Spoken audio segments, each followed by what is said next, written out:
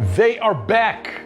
Everyone in Israel are overjoyed and relieved as the process of the return of the last 20 hostages has begun. Today is the last day of the Feast of Tabernacles, exactly 2 years since the October 7 attacks according to the Jewish calendar. We all remember very vividly that terrible day and the terrible news that kept streaming in the next days of the atrocities that took place, the murder of 1,200 people and the kidnapping of 251 hostages to the Gaza Strip. So this day closes an important circle for the Jewish people and the State of Israel. There is a huge sigh of relief in Israel today. Redeeming hostages and captives is unfortunately not new in Jewish history and receives an important place in Jewish culture.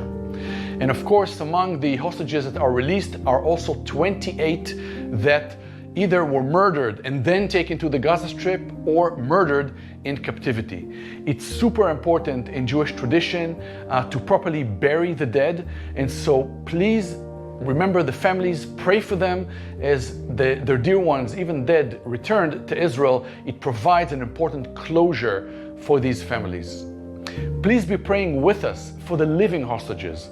They are in very tough condition. After 2 years of intended starvation, torture, and all forms of abuse and inhumane treatment, they are in dire situation. Most of them were kept underground for 2 years, some in complete isolation. We are praying for grace upon grace for them and their families as they begin the long road for recovery. I want to share with you the words of Iris Chaim, mother of Yotam, a hostage that was killed while attempting to escape. She was commenting on the release of the hostages, the joy of the families uniting with their loved ones, and to all of us. She said the following: "Today, when you are rejoicing, rejoice modestly, rejoice quietly, rejoice with a trembling voice." We also remember today Israel's largest ever military reserves draft that took place over these past 2 years. Hundreds of thousands of men, women, married, parents, business owners, employees, our own team members, children, neighbors, friends. Many of them served 14 to 15 months out of the last 24, sacrificing themselves for the nation with the view of returning the hostages home. We remember them and thank them today.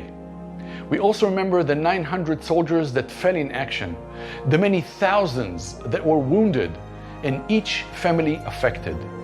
Israel is a small country. We all know personally families that will never be the same again as their dear ones gave their lives in this war.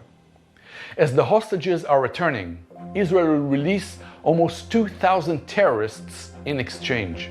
Among them are over 250 with blood of Israelis on their hands, and notably 2 that participated in the Ramallah lynch from 20 years ago, an event that every Israeli remembers well. It happened when 2 Israeli citizens lost their way and they were brutally murdered by the mob. The daughter of one of the victims said that if the release of her father's murderer can save lives, she agrees without hesitation. Lastly, and importantly, many of the hostages that returned previously said they encountered God, started praying, and this is yet another encouragement for us to pray for the spiritual journeys in their long journey to healing. Over the past 2 years, One for Israel was able to pour millions of dollars in helping and easing the suffering, donating food, shelter, medical equipment, provide housing, donate ambulances, and so much more, thanks to the generosity of our friends outside of Israel.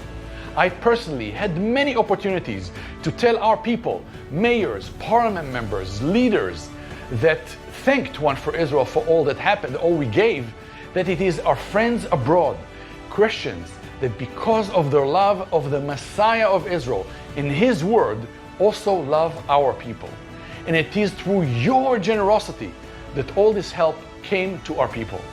Thank you, and may the Lord repay you for all that you have done, and a full reward be given you by the Lord, the God of Israel. Thank you, and may God bless you.